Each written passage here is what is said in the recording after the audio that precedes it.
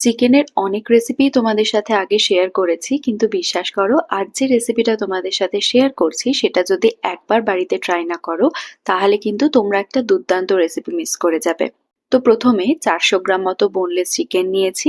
তাতে সামান্য নুন, হলুদ, গোলমরিচ গুঁড়ো, একটা পাতিলেবুর রস, 2 চামচ আদা বাটা আর 1 চামচ টক দই দিয়ে চিকেন ম্যারিনেট করে 30 মিনিট মতো রেস্টে রেখে দেবো। এবার কড়ায় সর্ষের তেল দিয়ে দুটো মিডিয়াম সাইজের কুচনো পেঁয়াজ গোল্ডেন ব্রাউন হওয়া পর্যন্ত ভেজে নিতে হবে।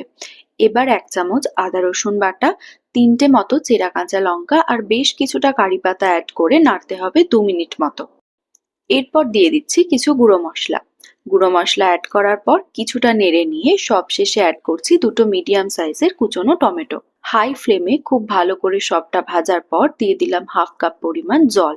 এবার আঁচটা মিডিয়াম করে ম্যারিনেট করে রাখা চিকেনটা দিয়ে খুব ভালো করে প্রায় 5 থেকে 6 মিনিট মতো সময় ধরে কষিয়ে নিতে হবে। যেহেতু খুব বেশি জল অ্যাড করিনি তাই হাত কিন্তু চালিয়ে যেতে হবে।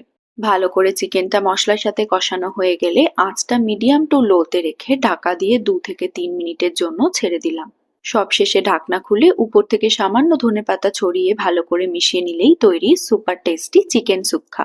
আমি গরম গরম বান পরোটার সাথে এটা সার্ভ করেছিলাম, কিন্তু এটা ভাত, রুটি বা পরোটার সাথেও খেতে অসম্ভব সুন্দর লাগে। যদি বান পরোটার রেসিপি চাও অবশ্যই আমাকে কমেন্টে লিখে জানিও, আর বাড়িতে একবার অবশ্যই এই চিকেন সুক্কার রেসিপিটা কিন্তু ট্রাই করতে ভুলো না।